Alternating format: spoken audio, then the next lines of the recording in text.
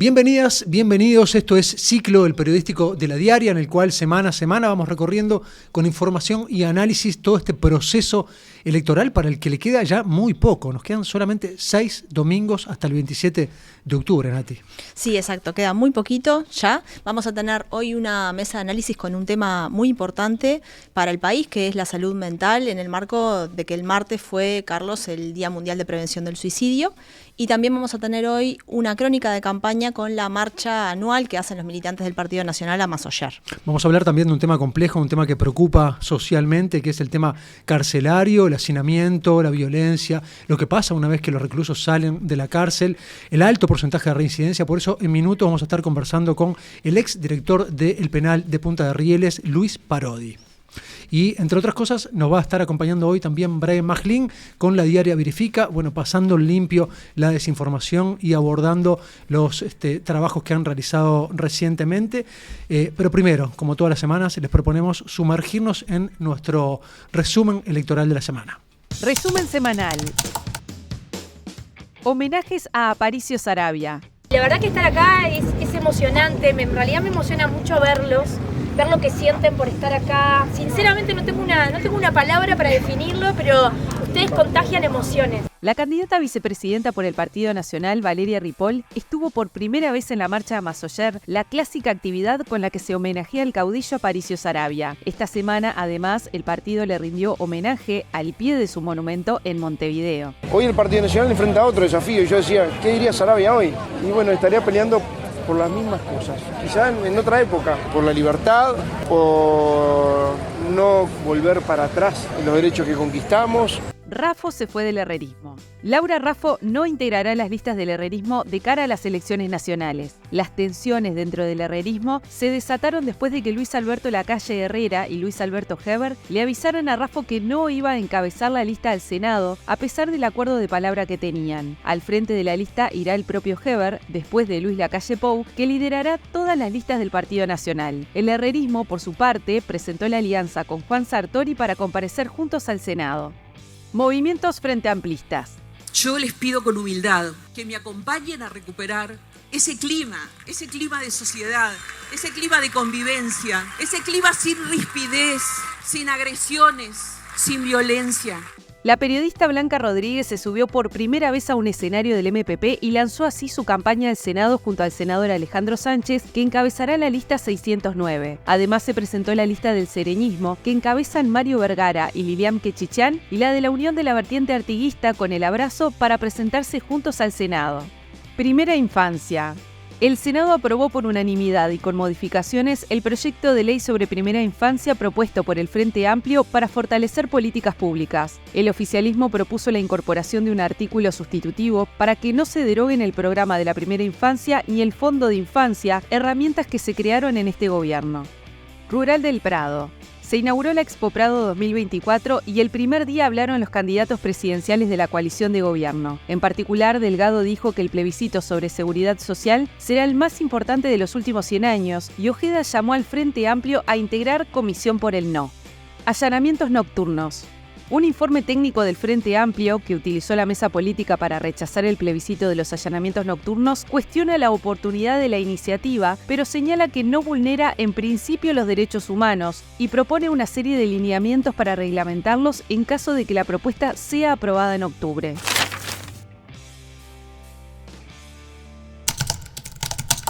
Actualmente en Uruguay hay 16.005 personas privadas de libertad y desde 2019 ese número crece año a año, crece a razón de 1.000 personas privadas de libertad por año. Para hablar de esta situación y para hablar de la situación del sistema carcelario recibimos a Luis Parodi, exdirector de la cárcel de Punta de Rieles, y actualmente estás, Luis, de coordinador de la Casa de los Sueños, que trabaja con personas en situación de calle. Bienvenida. Muchas gracias por invitarme. Un placer. Bienvenida, Cicla. Bueno, lo primero es, la semana pasada la Oficina del Comisionado Parlamentario presentó un informe de estado de situación del sistema carcelario y ahí algunas de las conclusiones son que la rehabilitación no ha mejorado, incluso en algunas unidades penitenciarias ha empeorado y la situación de hacinamiento se mantiene, de hacinamiento carcelario Estamos en un programa donde tratamos la campaña electoral, tratamos las propuestas programáticas de los partidos de cara al próximo periodo de gobierno. ¿Cuál te parece a vos, Luis, que deberían ser las prioridades en este tema de cara a un próximo periodo?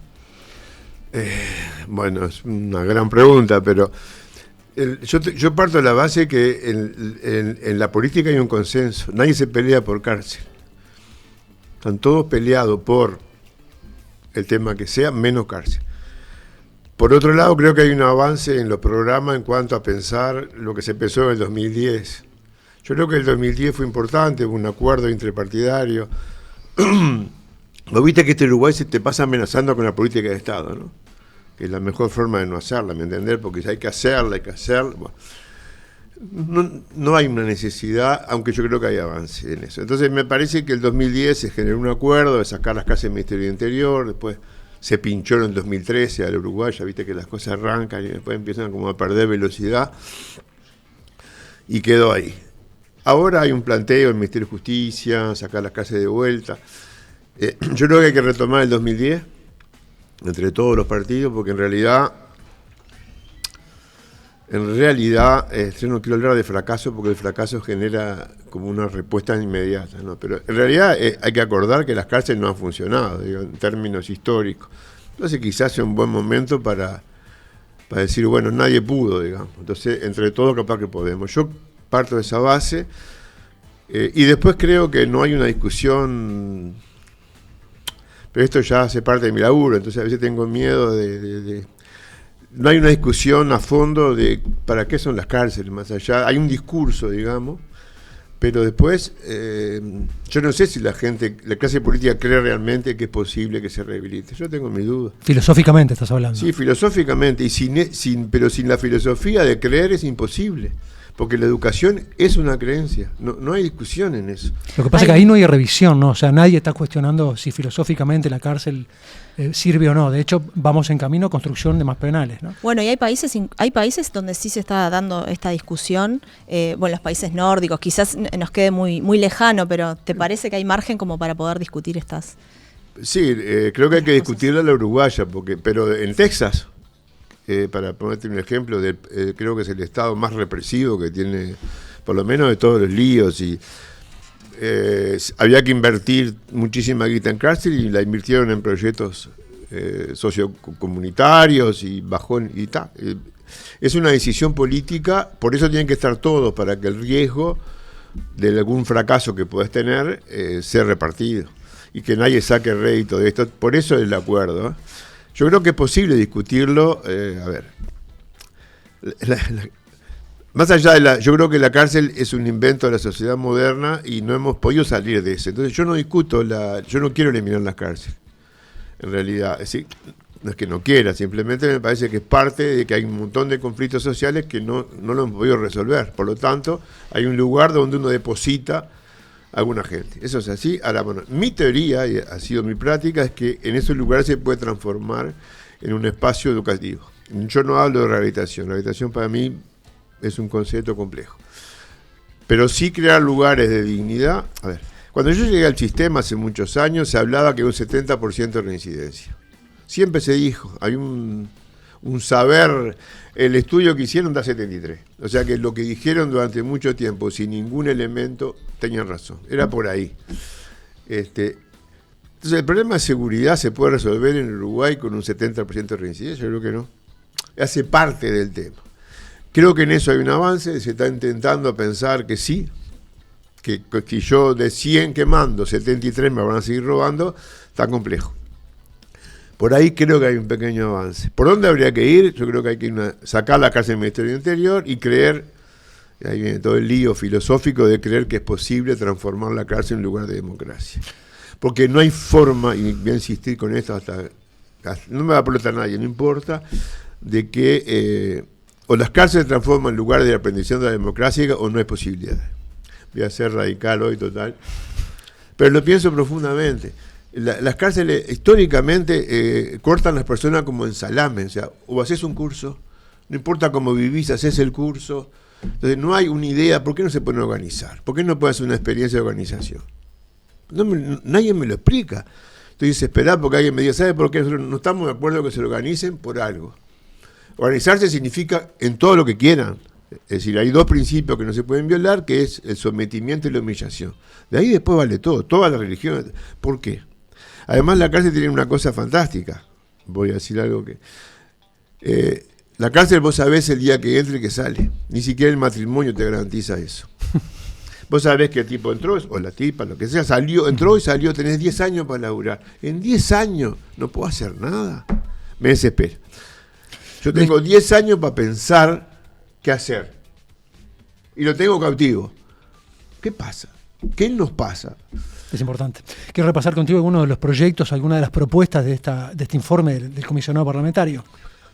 Si bien la población carcelaria o la población de presos ha aumentado muchísimo, no así el presupuesto, ¿no? Se propuso crear un fondo concursable para actividades socioeducativas, va un poco en la línea de lo que proponías, para que organizaciones privadas de la sociedad civil, puedan presentar finalmente proyectos. Y lo que te quiero preguntar es, habiendo dirigido una cárcel, habiendo obtenido resultados modélicos, ¿estás afín con esto? Sí, claro. Es decir, a ver, yo tengo que inundar la cárcel de sociedad. Las formas, la religión, las ONG, la sociedad civil, todos estoy adentro. Porque en realidad yo tengo que inundar a esta gente de cultura, pero cultura distinta. ¿Por qué tengo que imponerla a mí? Sí estoy de acuerdo. Es decir, vuelvo a insistir, el eje, Petit creo que lo nombra al principio, ahí el eje es, ¿qué es lo que yo como decía Isabel Sarli, ¿no? Que la cito ¿Qué pretende usted de mí? ¿Qué pretende usted de mí? Es la pregunta básica. ¿Qué quiero hacer yo con el que tengo enfrente? Isabel Sarli tenía razón en aquella película que los más viejos la vimos, en los principios del cine erótico, ¿qué pretende usted? ¿Qué pretendemos nosotros de la gente que está en cana? Y en segundo lugar, ¿en cuánto tiempo? Que es la otra pregunta básica de la educación, porque esto no lo discute nadie en la escuela, ¿no? Uno va 6 años a la escuela, nadie dice por qué 6 años, 4 y después la carrera. Eso está establecido porque hay un consenso de que más o menos vos sos ingeniero en 15 años, 17 estudios. ¿En cuánto un delincuente se transforma en un ser honesto como yo? ¿En cuánto tiempo? ¿En 2 días? 5 años. Entonces, discutamos las cosas en serio, sin pasión, con mucha pasión, pero con mucha pasión la discusión, pero sin creernos que tenemos nada de razón en esto. Tenemos algunas pistas que nos permiten decir, punto. Yo creo que hay algo de eso. El informe Petit es eso, la situación. Y eso que Petit es un tipo tan excepcional que anda siempre buscando, en el mundo del desastre, anda buscando la flor, ¿sí? Y eso es fantástico. Y la propuesta, Luis, del centro que hace Petit también, de un centro de inclusión social, donde vayan las personas que tienen penas más leves o que están haciendo un buen proceso en la cárcel. Sí, claro. ¿Qué te parece? A ver, la discusión de fondo de todo esto, para ahí ya entramos en una discusión más fina de laburo, es, ¿nosotros siempre tenemos que excluir a los mejores para salvarlos? Es una pregunta. Las cárceles son eso, saco todo, después de la cárcel saco los mejores, los más buenos, los menos buenos, ¿no? Yo tengo una discusión siempre con la gente, es decir, la contaminación, siempre es solo para un lado, ¿no? Siempre voy a perder en la contaminación, lo digo, ¿se entiende? Sí. ¿Sí? Uh-huh. ¿Siempre voy a perder? ¿Yo no voy a ganar? ¿Yo no voy a influir? Y que sepamos, la educación es influir, en otro. Siempre. Lo importante es la forma, pero que yo quiero influir en ustedes no tengo la menor duda, y ustedes en mí. Después discutamos cómo. Vos estás diciendo como no dar a nadie por perdido, digamos. Yo creo, pero ahí ya, y no es un tema omnipotencia. Yo siempre digo que yo estoy en contra de la pena de muerte, no por un tema moral, por un tema que el Estado se entrega. Hay un individuo o una individua, una persona que uno dice hay que matarlo. O sea que todo el aparataje del Estado y toda la universidad y todo se entrega. Y eso a mí me jode. Eso no quiere decir que uno sea muy potente y puede ser que haya cantidad de personas que nosotros no logremos llegar. Sí, claro, siempre va a haber. Ahora, me entrego de antemano. O sea, en el liceo, yo sé que hay un 20% que llega a la universidad, ¿qué hago? ¿Me dedico al 20% de lo que están, yo ya sé en la clase quiénes son? o trato de que llegue el 80. Y esa es la discusión que hay en la cárcel, la misma. Yo puedo decir, bueno, estos gurises que están acá, yo ya sé. Estos tienen chance de llegar. Me dedico a ellos. ¿Qué hace el profe? El profe lo dice Hoffman, además, que uno educa para los idiotas, ¿sí? Y los idiotas somos nosotros. Los genios se salvan solos, no discutamos más. Entonces, el no darse por perdido es medio un eslogan, pero en realidad es la posibilidad que tengo de aprender, además, en términos educativos, ¿sí? Hay que hacer un monumento a la Torrante en este país. Algún día tenemos que hacer un monumento a la Torrante, que es el que nos ha enseñado. Hemos escrito libros, ¿no? Habría que darle un porcentaje de todas las publicaciones a la gente que dijo yo no quiero, ¿no? Y eso ha generado libros, bibliotecas, cursos, ¿no? Entonces, esto en general. Dentro de lo otro, por supuesto que uno puede tener 1500 estrategias para lograr que... primero, hay una teoría de la contaminación que yo discrepo. Es decir, pero cuando discrepo digo que la educación es una guerra cultural con la cárcel. Hay que hacer una guerra cultural. Una guerra es una palabra fuerte, pero es la que encuentro para decir hay que hacer una confrontación cultural fuerte con las otras culturas. Punto. Cuando hablas de contaminación, para que se entienda, te estás refiriendo a, entre comillas, lo que mucha gente llama las malas influencias, exacto, digamos, en la cárcel. Siempre, pero aparte la gente dice que las malas, en el barrio pasa lo mismo. La escuela del crimen, ¿no? Sí, pero además en el barrio pasa lo mismo, no te juntés con fulano. A ver, yo me crié, no sé si a ustedes les pasó, pero yo estaba en la banda de los que no me querían mucho, digamos, pero ¿y por qué? Sí, siempre y cuando seamos serios y generemos espacios de confrontación cultural. Sí, si lo dejamos así liberado, no. Hay un espacio que es la dirección de la cárcel y el proyecto y el grupo que lo dirige, que dicen, bueno, nosotros vamos a confrontar valores. Claro, vamos a hablar de plata. Vamos a confrontar códigos. ¿Cómo no? Si la educación es una confrontación cultural, no es otra cosa. Cuando ustedes van a la escuela y dicen que se siente de determinada forma, porque hay una idea. ¿Y por qué comemos todo en la mesa? A ver, gente, porque hay una idea que es lo mejor. Bueno, esto es igual. Hay que ir a una confrontación seria cultural, seria de valores, seria de forma de ver, y la educación es política. Entonces la política para mí es la democracia.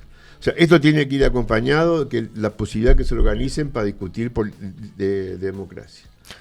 O las cárceles, insisto, se transforman en lugar de aprendizaje de la democracia, o vamos a seguir cortando a la gente en cursito, ¿no? La otra cosa de la cárcel que es increíble, que nada es como es. Uno entra a un bar porque dice bar, ¿verdad? En la cárcel no dice liceo, dice salón. Bueno, estamos en el horno, ¿no? Las cosas son o no son, yo qué sé. La cárcel todo parecería que es, pero no es. Quiero abordar algunos otros temas del mundo carcelario, ¿no? La violencia es un tema que no es nuevo dentro de la cárcel, pero parece que hubiese un recrudecimiento cada vez más grande, ¿no? Quizás porque lo vemos y somos testigos, ¿no? Directos, como hace unos días nada más en Comcar, veíamos cómo incendiaban a 5 presos. ¿Cómo ves esta situación y qué medidas se pueden abordar habiendo tenido esa experiencia de años? Bueno, sí. Yo creo que la cárcel es el fiel reflejo de lo que pasa afuera. Yo eso cada vez estoy más convencido. Yo creo que aumentó los niveles de violencia en los barrios, aumenta en la cárcel. La delincuencia nos demuestra además que la porosidad es mucho más grande, porque los delitos que se organizan en la cárcel llegan afuera. Eso lo tienen clarísimo. Es decir, uno dice la cárcel adentro y la afuera. Las extorsiones, que existen muchísimo, o sea que yo te amenazo que voy a matar a tu hijo, tu nieto, yo qué sé, y pones guita en hábitat y llega, ¿está?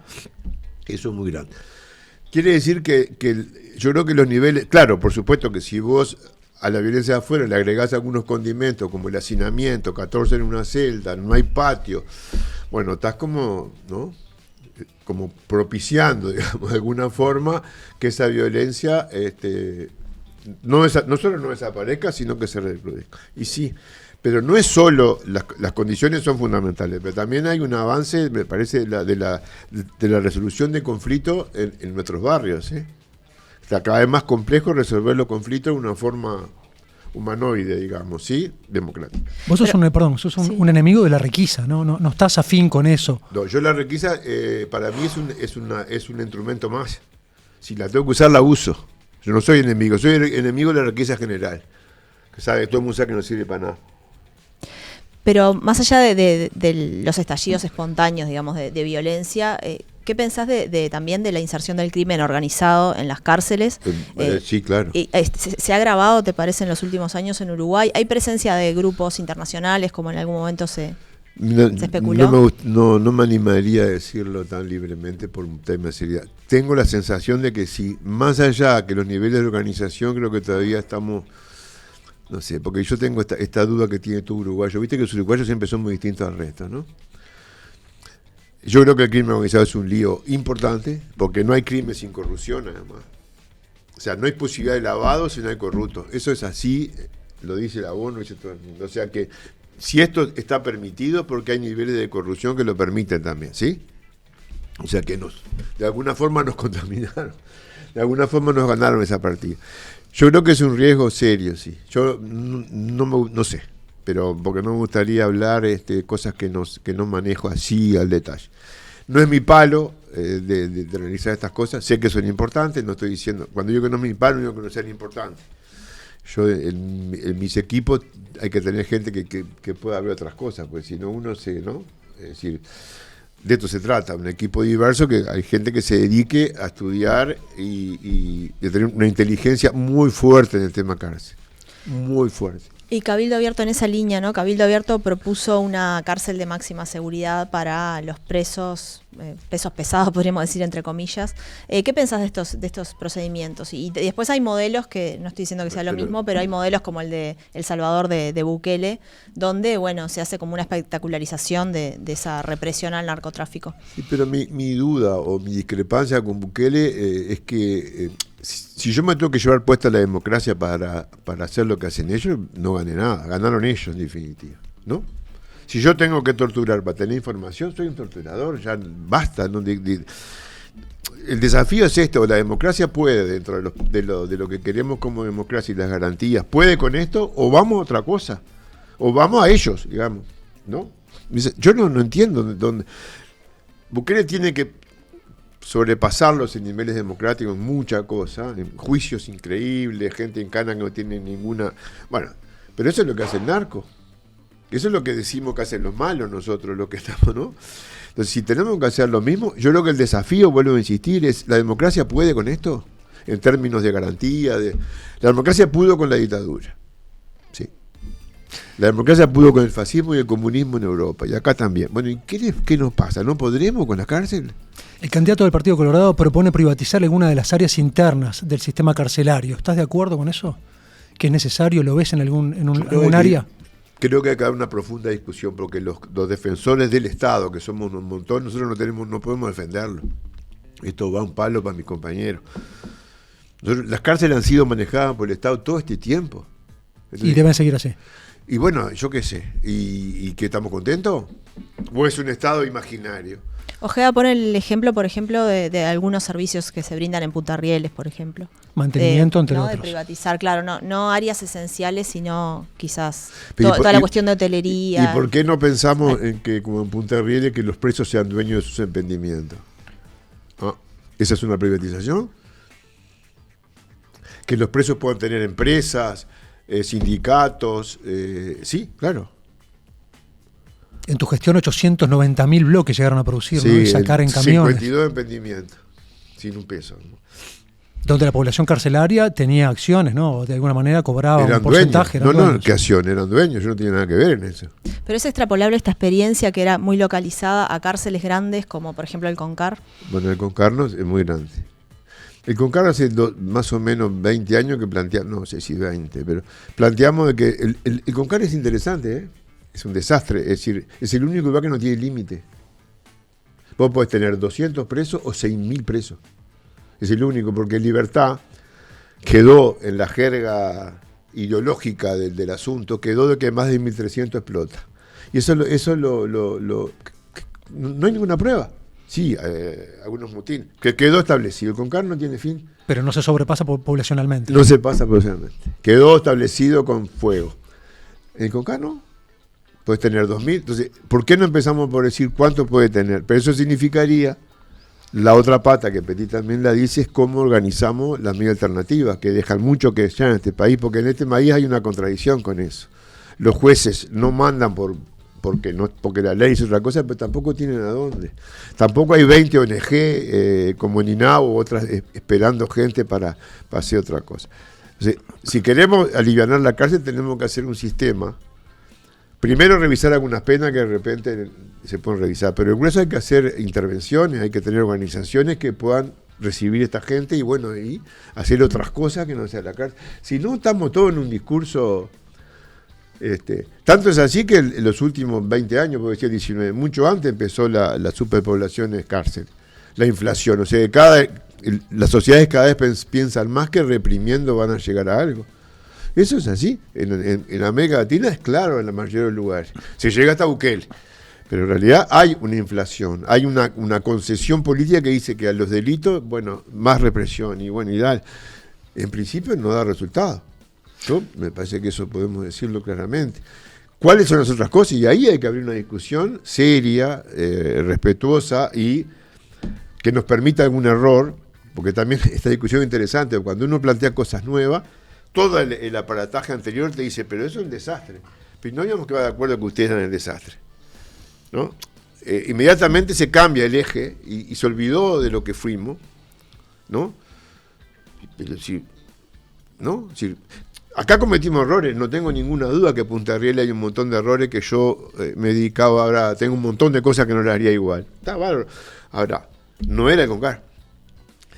Yo creo que con 6.000 personas es muy difícil hacer cosas. Ahí habría que, a lo que me dicen eso, hacer cárceles nuevas. Después el planteo de Manini es un lío, porque en realidad casi cárcel de máxima hay como 6 o 7.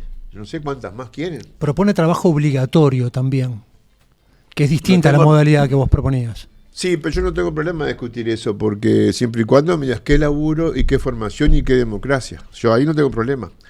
Porque en la cárcel, cuando se discute esto, porque es interesante esto, ¿no? Los niños nadie discute que la escuela es obligatoria. Después armamos un quilombo en la discusión, cuando en la escuela nadie discute que los chiquilines van obligados. Nadie. ¿Qué, porque son chicos? Pregunto. ¿Es porque son chicos? Inmediatamente, no, ya después, ¿y por qué eso no es obligatorio en la escuela? Entonces, la obligatoriedad en sí misma... Porque es un derecho legítimo, no a la infancia. ¿Cuál? La escuela. La educación es un derecho y en este caso... Es obligatorio. Sí. ¿Estamos de acuerdo? Totalmente. Te llevo que no quieras ir. Y si no quieres estar, ¿no? Las familias que han... Pobre gente, ¿no? Y yo estoy de acuerdo que es obligatorio, pero ¿qué hace el docente? Carajo, esa es la magia de la educación. Transforma esta obligación en un deseo. Que eso es la magia de la educación. Bueno, ¿qué hace el docente? Algunos niños no dirían lo mismo si estuvieran acá. Claro, por supuesto, puede tener los líos de algunos. Pero la magia de la educación es esa. Cuando un adolescente, la curiosidad, sí, cuando un adolescente va a terapia, va porque lo llevan, porque lo convence. Después el terapeuta tiene que hacer magia con eso. Esa es la educación. Transformar una obligación en un deseo, en una necesidad, y salir a decir, porque esa es la educación, que sin la escuela no sos nada. Este es el proceso educativo. Luis, perdón, hace ya algunos años que te jubilaste, trabajaste muchísimos años, del 2014 al 2020, efectivamente en el cargo de la dirección del penal de Punta Rieles. Has trabajado en la colonia Berro también, en lugares complejísimos, ¿no? ¿Vos seguirías trabajando intracárcel, seguirías a cargo de una dirección? Te bajaste en un contexto de pandemia también, donde era muy complicado llevar a cabo la tarea, ¿no? Y sí, me fui por muchas razones, pero yo jugué al fútbol, entonces lo del vestuario queda en el vestuario y técnico que uno cambia no habla del técnico anterior. Yo esas cosas las tengo grabadas a fuego del fútbol, ¿sí? Cuando un técnico asume, nunca habla del técnico anterior, ¿sí? Hace mejor o hace como quiere, ¿sí? Yo eso me parece que es un buen principio, ¿sí? Uh-huh. Por lo menos en las críticas más... Podemos hacer críticas más elevadas en términos de aprendizaje, pero... Entonces, yo que sé, a veces me da vergüenza decir esto, porque tengo 74, yo que sé, quiere decir que no... ¿Cuánta gente estoy tapando yo con Pero mi en edad? Uruguay estás bien igual, Luis. Pero es un rol donde la experiencia pesa muchísimo también. Yo, mientras tenga fuerza y gana, a mí me encanta, lo haría solamente por mí, no me deben nada, no lo hago ni por creer, creo que es mi trabajo. Y como un zapatero, como un electricista, como un sastre, es mi trabajo, al cual yo disfruto enormemente. Por lo tanto, ¿por qué eliminarme de un disfrute? Y si me pagan, ya te digo que además sería yo disfruto haciendo eso, más allá de las calenturas, de las broncas, de las cosas. Ahora, es por eso que es mi trabajo, es defender mi laburo, no tiene otra connotación más que eso. Luis, lo mismo que el otro. Bueno, muchísimas gracias por estos minutos en Ciclo y nosotros seguimos con más información y esperemos otro día invitarte a hablar de la Casa de los Sueños, que es una iniciativa impresionante. Gracias. Muchas gracias, un placer.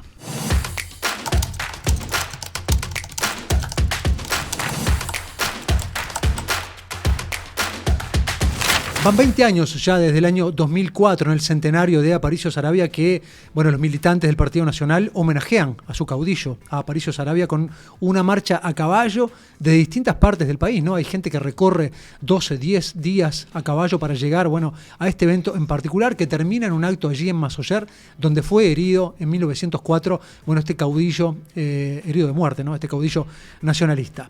Este año, a pesar del viento, de la lluvia, ese personaje ideológico o ese peregrinaje ideológico no tuvo una excepción, se llevó a cabo de todas formas, y en esta antesala electoral además es que estuvo el equipo de Ciclo para registrar justamente esta particular crónica de campaña.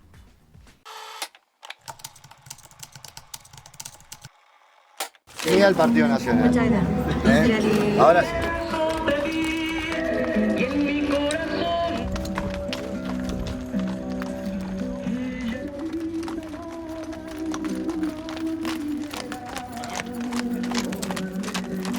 La verdad que esto para mí es muy loco. Cuando uno toma una decisión de estas características se transforma en un compromiso de vida y es un viaje de ida, obviamente que es solo de ida.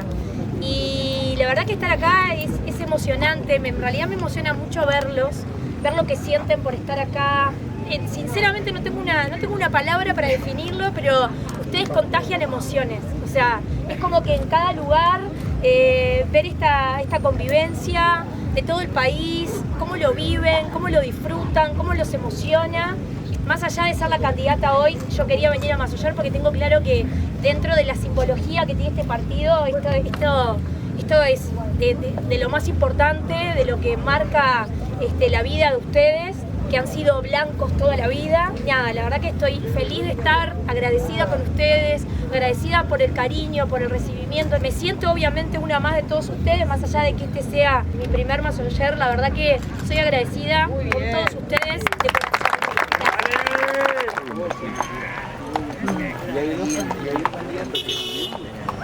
Y para mí es un sentimiento, es algo que lo llevo en la sangre, es una gran pasión. La verdad que es un encuentro que es como una obligación estar acá, por lo que tiene que ver con mis tradiciones, con mi pasión, que es el Partido Nacional. Me pareció muy bien, con mucha receptividad de parte de la gente le brinda cariño, la recibieron muy bien. Vamos arriba. ¿Estás bien? Yo vengo a Massoyer desde que se creó la marcha en el 2004, por los 100 años de la muerte de Saravia. Fue impresionante, ustedes recuerdan lo que fue el 2004, el centenario, fue una cosa impresionante. Massoyer no lo podés entender si no lo sentís. Es una cosa que no cabe muchas veces en la racionalidad, que gente se viene desde Rocha a caballo, que hace 10 días de marcha o 12 días de marcha a caballo, para estar un rato desfilando, sacándose el sombrero frente al monumento Aparicio Saravia. Eso es algo que no está en la razón, está en el corazón. Tarde.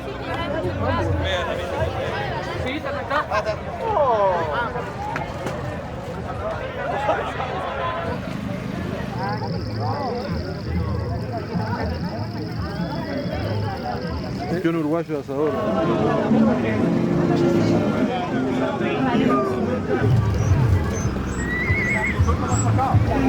Para mí significa muchísimo, como blanco y como oriental, desde la primera marcha estamos viniendo acá y mantenemos la tradición y nos gusta esto del caballo y estar con la gente.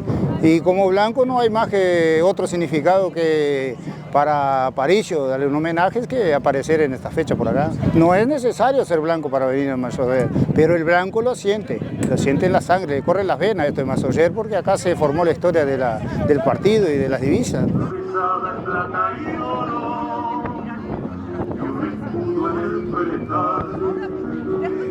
Llevan toda su riqueza. En el momento que nos toquemos el himno, la mancha de tres árboles, que lean la proclama y nos toque hablar en la condición más linda que tiene un militante blanco que soñó en su vida, que ser candidato al Partido Nacional. Bueno, yo digo siempre que hay algo más importante que eso, más trascendente y que tenés más responsabilidad, que es no solo ser candidato del Partido Nacional electo por los blancos, sino por encima de eso hay solo una cosa en la vida,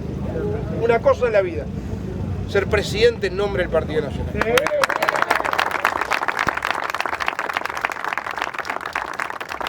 vamos rumbo a eso.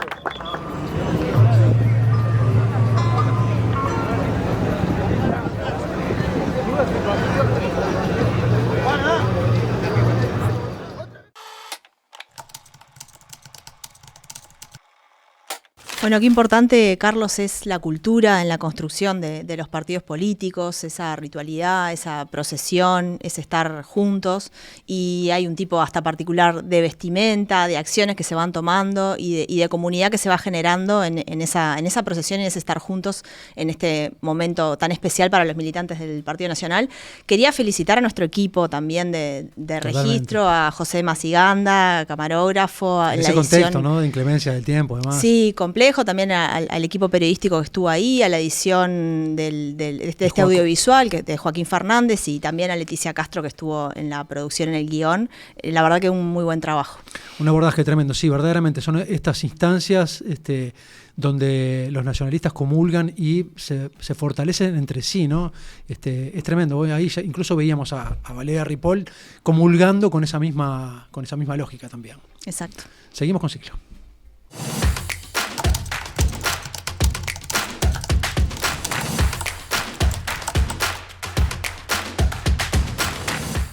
La salud mental es una de las preocupaciones políticas en esta campaña electoral y aparece con mayor o menor profundidad en los programas de los partidos políticos.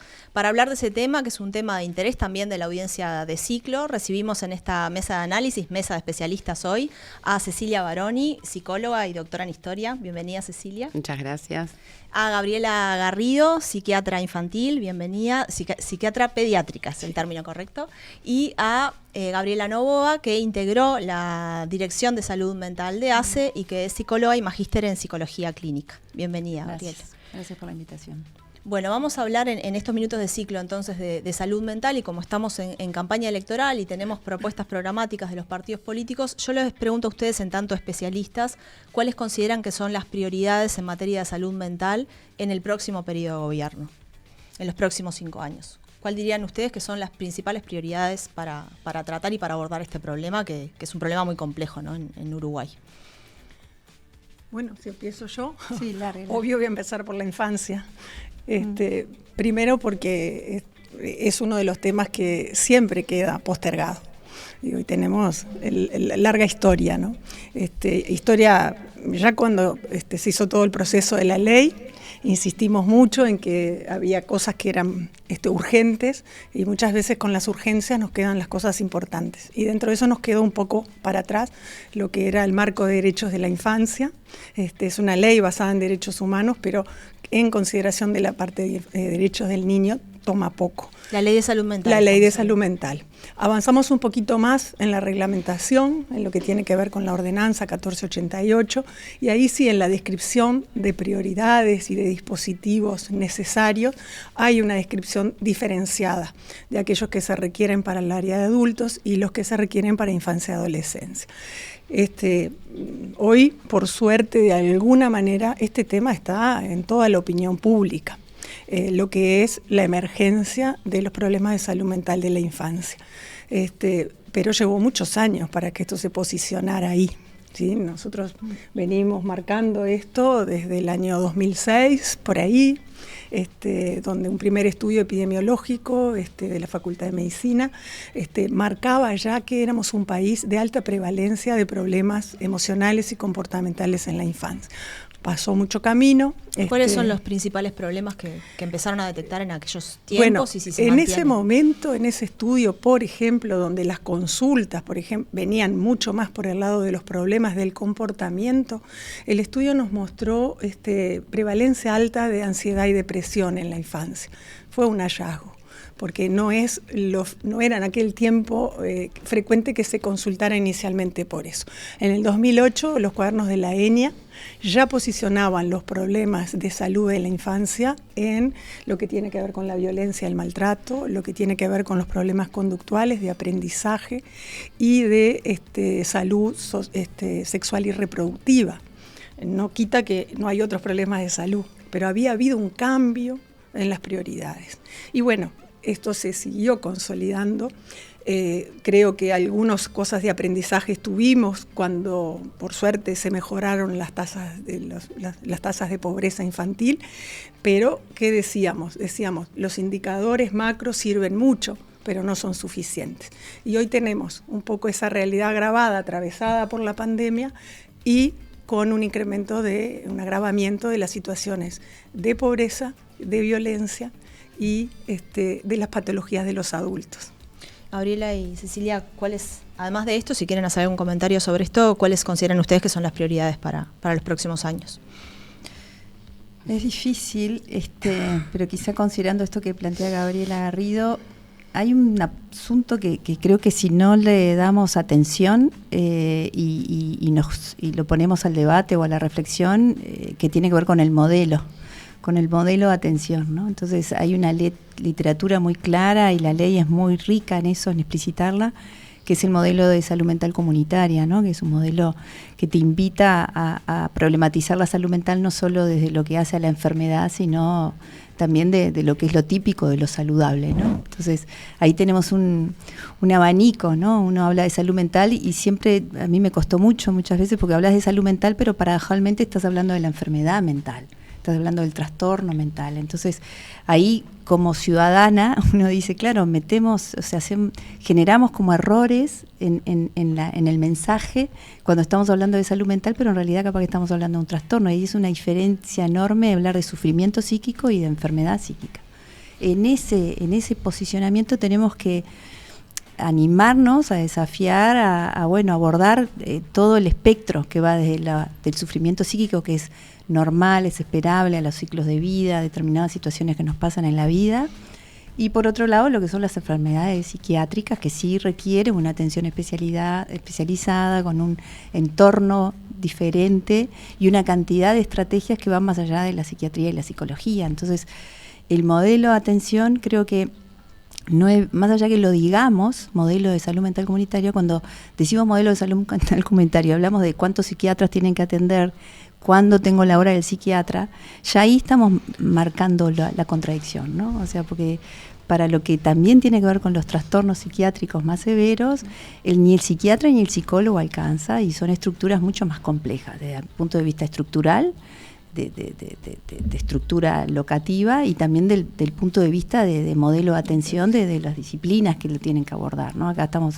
hablando de enfermería, de trabajo social, de operadores terapéuticos, de acompañantes terapéuticos. Entonces, está complicada la cosa si no nos posicionamos en debatir bien que tenemos que revisar el modelo de atención, ¿no? Esto con lo que la gente se encuentra cuando nosotros tuvimos algunos informes en ciclo, y uno de ellos abordó el caso de un suicidio de una mujer que bueno, pidió hora con el especialista y le habían dado para dentro de 3 o 4 meses, y se terminó suicidando un mes antes de la hora que tenía asignada.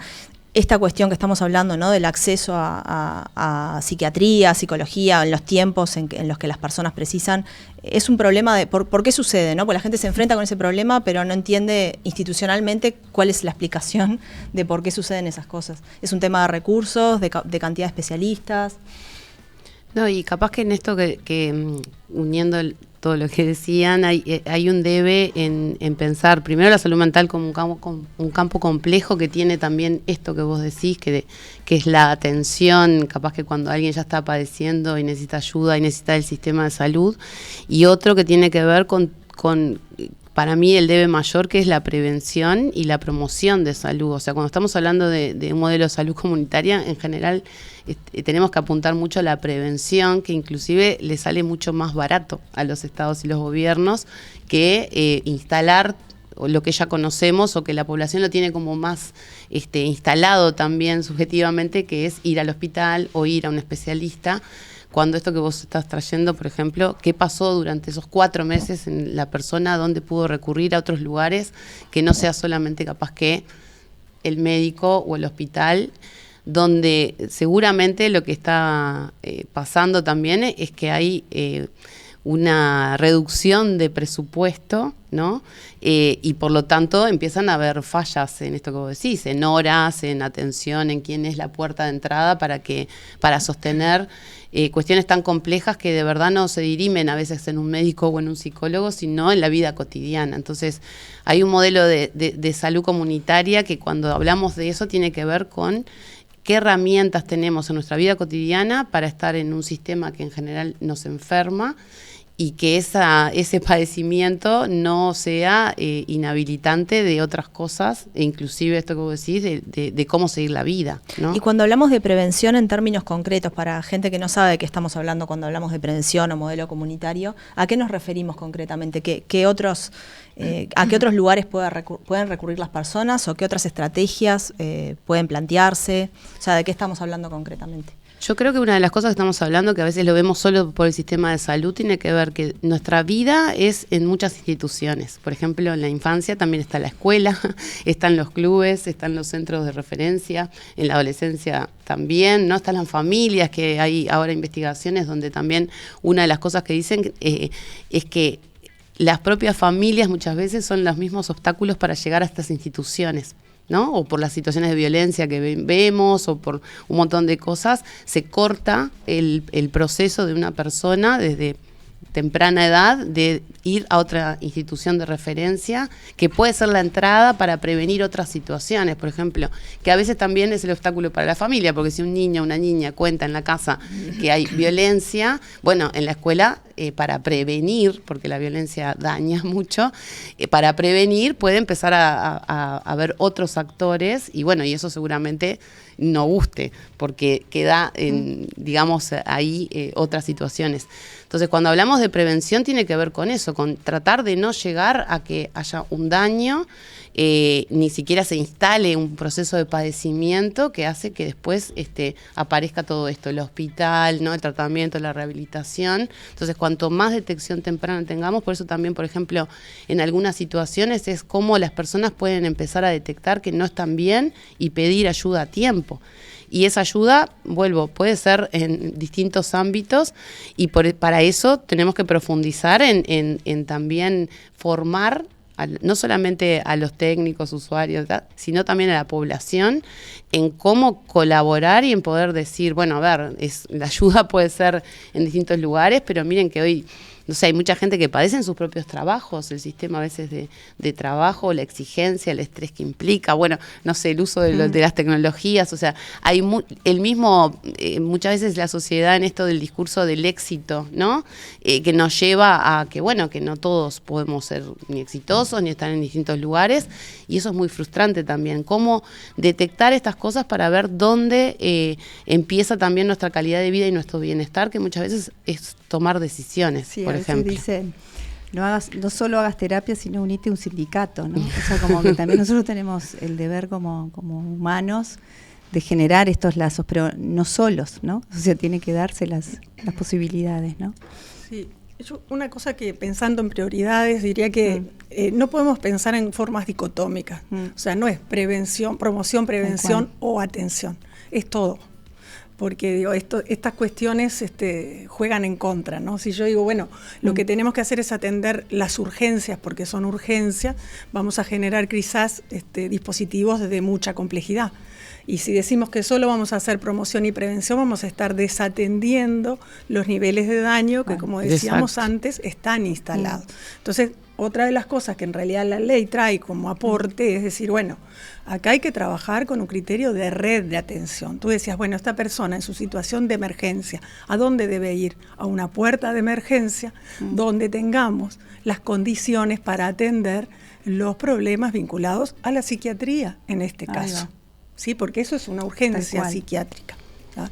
Pero a su vez, si los sentimientos de minusvalía, de tristeza, de imposibilidad de sobrellevar la tarea cotidiana están, digamos, iniciando, tiene que tener un acceso rápido a otros niveles de atención. Y la verdad es que todos queremos el modelo comunitario, pero no está privilegiado, no está mejor pago que otras cosas y es muy desgastante. Entonces tenemos una realidad. Nos faltan en número, cantidad de profesionales, puede que alguno, pero no es nuestro punto principal. El tema es que hay lugares que todos decimos en el discurso que son fundamentales, pero no los priorizamos.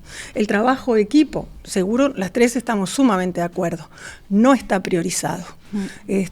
Cuando yo tengo que anotar mi producción en una institución, anoto cuántos pacientes veo, no cuánto trabajé con el resto de las disciplinas para ver cómo es la mejor estrategia para tal situación o para tal otra y quién la va a ejecutar. También tenemos otro problema, además de no funcionar en red, ¿verdad? Y que los modelos no van en sintonía de lo que decimos a lo que se ejecuta, el tema de la distribución geográfica de los recursos.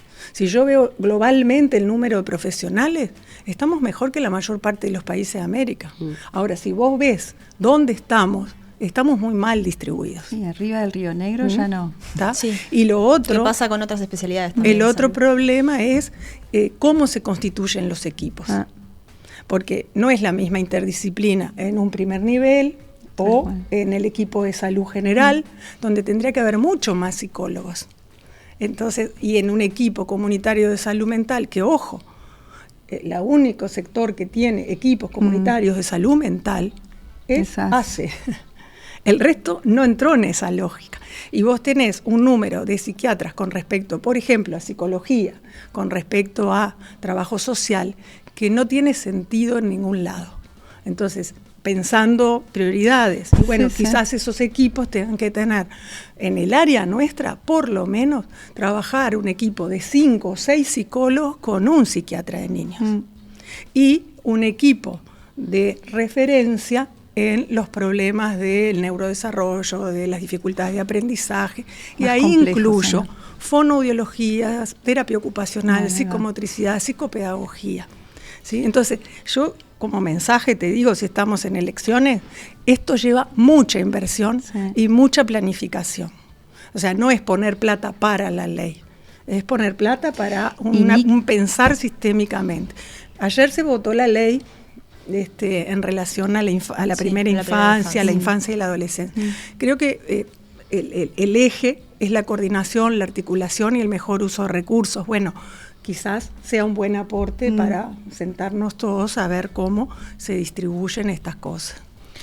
Y ni que hablar que si seguimos con una intención de modelo de salud mental comunitario, pero siguen insistiendo el Vilar de Bo como institución psiquiátrica para la población de ACE, pero todos los otros hospitales psiquiátricos que tienen una cuestión monovalente de asilar también en lo privado, estamos mintiéndonos, ¿no? Entonces hay algo ahí que si realmente no le ponemos un pienso a cómo desinstitucionalizar.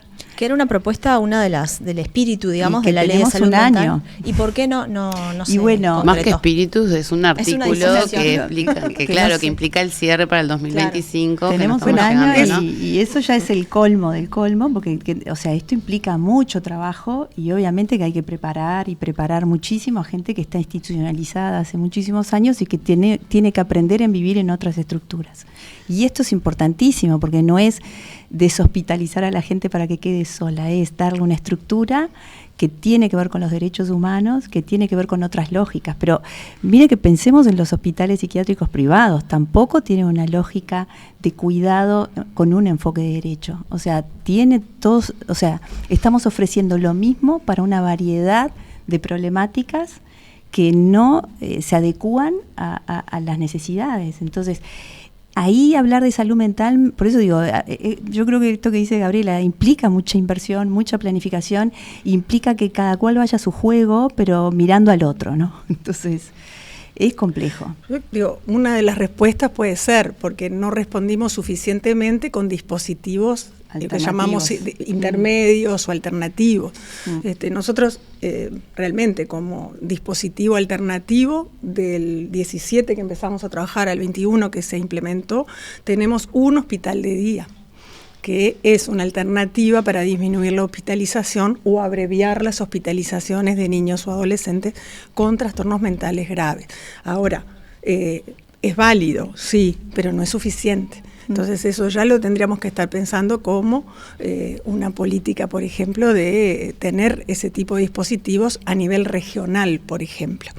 Pensemos litoral, pensemos el este, pensemos el oeste, ¿no? Sí, sí. Entonces, estas cosas están incipientes. ¿Cuántos centros también de medio camino? Casa de medio camino, residencias asistidas, o sea, claro. Hay una letra, estamos por eso, cortos la ordenanza ahí que plantea por eso hay mucha letra escrita, eso es lo que uno a veces le impacta, hay mucha letra escrita, muy bien escrita, con muy buena intención, que por alguna razón no se utiliza. O sea, uno visualiza cuestiones que se han abierto, que están buenos como estructuras, pero que si no tienen una coordinación intersectorial terminamos repitiendo lo mismo.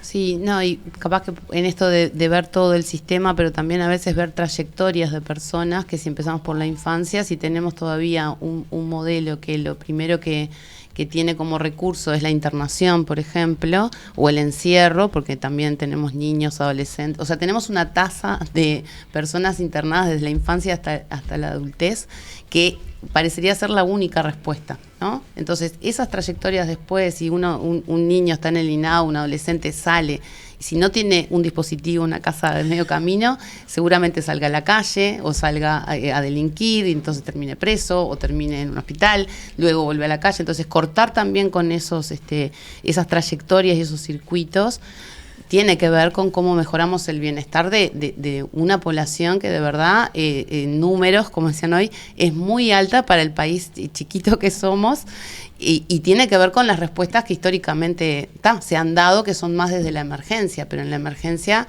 terminás también generando recorridos y trayectorias como muy tristes, ¿no? Digo, porque también me parece que hay otros actores ahí que tienen que entrar a jugar, que para mí es el debe, ¿no? En la intersectorial, por lo menos, que también está en la ley, ¿no? Que hasta ahora han estado ACE y MIDES, y hay otros actores que tienen que entrar a jugar como cultura, educación, yo qué sé, turismo, intendencias, etcétera, universidad, ANEP, etcétera, que podamos ver esto de una manera bien compleja, porque ahora cuando decía la compañera, bueno, en general seguimos diciendo vayan a hospitales o a centros, cuando capaz que tiene que haber, y hay equipos móviles que vayan a las escuelas, a los liceos, a los lugares también donde después pasan estas cosas. Vos hoy traías el ejemplo de esta mujer, pero a veces te pasa, en un liceo se suicida un gurí y es una conmoción para todo el liceo, y cómo se rearma eso.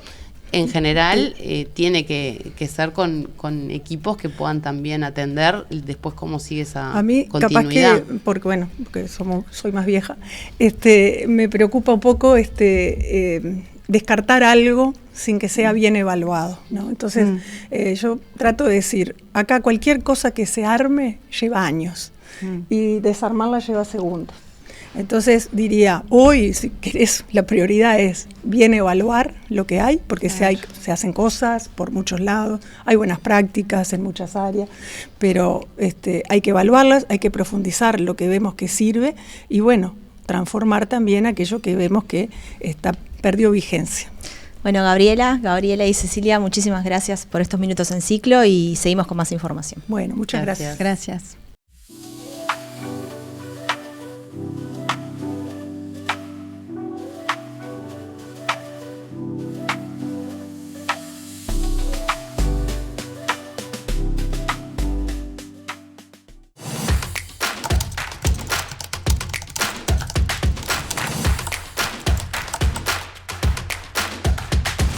Está con nosotros ya Brian Machlin para contarnos los últimos chequeos de la diaria Verifica y además poner a raya la desinformación.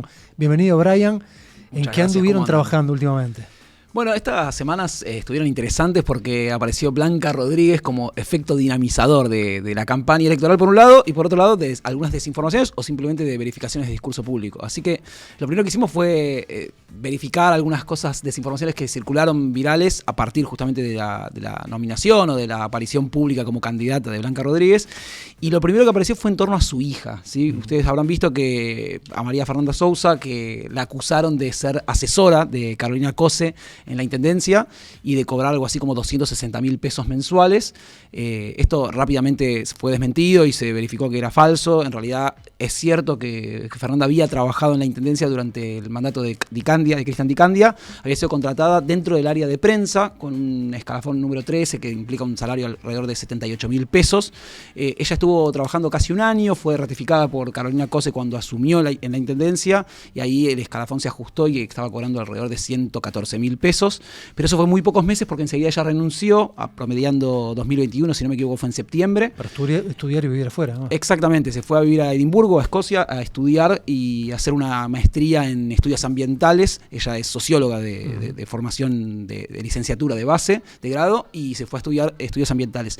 Y eso viene a colación con lo que apareció después, porque después a la semana, una vez que se verificó esto y se desmintió, circuló otra información o desinformación, según cómo se viera, también en relación a María Fernanda Sousa, que decía que estaba cobrando un contrato millonario con una compra directa, una licitación que no había sido amañada para entregarle cierta asesoría en temas de relaciones internacionales.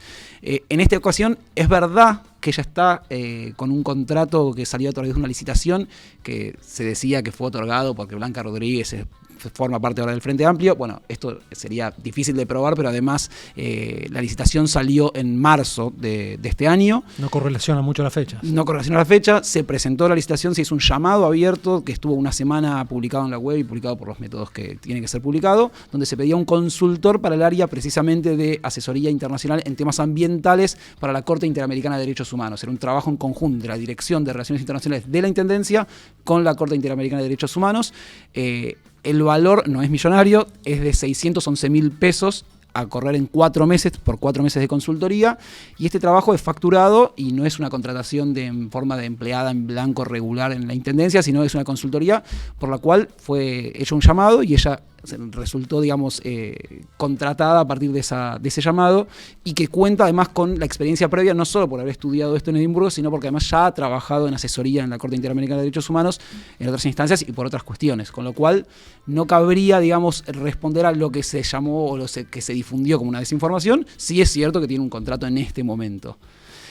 Lo otro que ocurrió con este efecto dinamizador de Blanca es que Blanca, en la presentación oficial de su candidatura, estuvo en un acto este último fin de semana y dijo lo siguiente. Vamos a ver lo que dijo.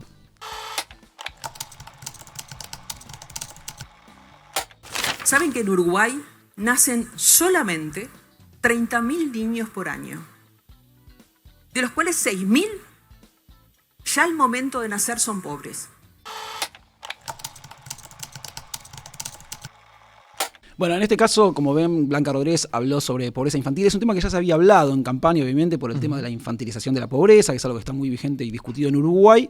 Lo que ella dijo fue que en Uruguay hay 6.000 niños que nacen y ya son pobres. Es una forma de decir que ya están condenados a la pobreza desde el mismo momento en que nacen. Nosotros lo que hicimos fue verificar esta declaración pública y constatamos que, según los datos del INE, del Instituto Nacional de Estadística, del año pasado, los últimos vigentes de 2023, se registraron algo así, un poco más de 30.000 nacimientos, y si uno cruza ese dato con el dato de pobreza infantil o pobreza en hogares donde hay menores, que es exactamente el 20,1%, llega a una cifra aproximada de 6.000 niños que nacen y ya están en hogares pobres.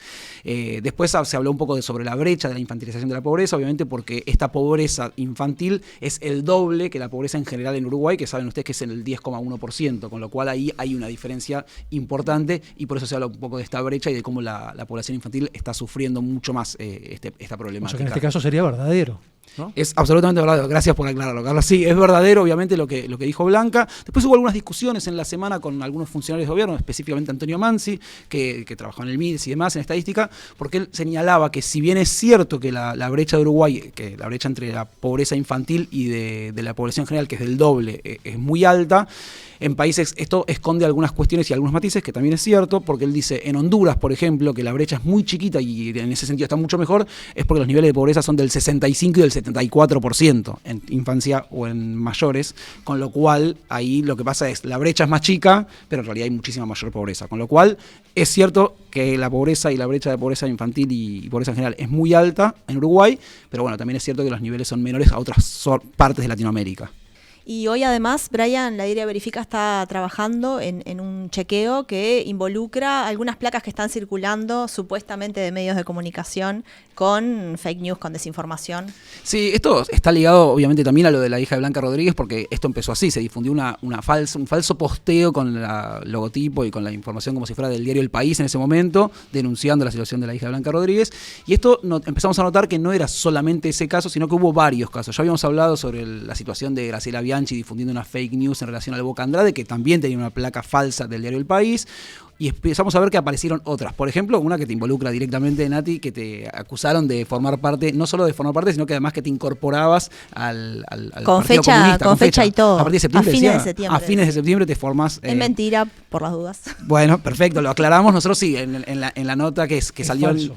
Es falso, es verdad, en contexto, es falso. Nosotros aclaramos en la nota que salió publicada hoy que hay varias placas que están circulando, algunas incluso de la Diaria y del Observador, que son apócrifas, y donde se empieza a tirar información falsa en relación a determinadas personalidades políticas. Pasó con el Boca Andrade, pasó con Fernanda Sousa, pasó en este caso contigo, ha pasado que con no Mónica personalidad Botero. Política, por las No, dudas, personalidades políticas y también periodistas, y le dijimos, y a varios periodistas también le ha pasado.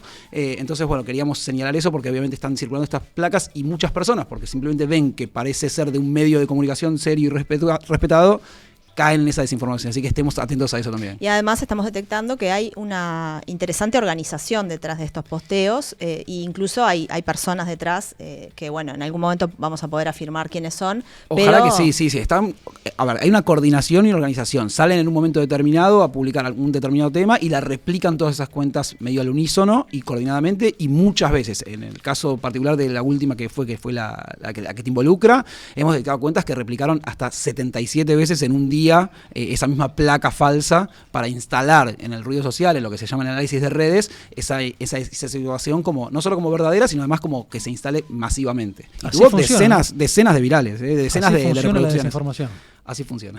Acostumbrémonos. Lo vivimos en carne propia. Muchas gracias, Brian, por la información.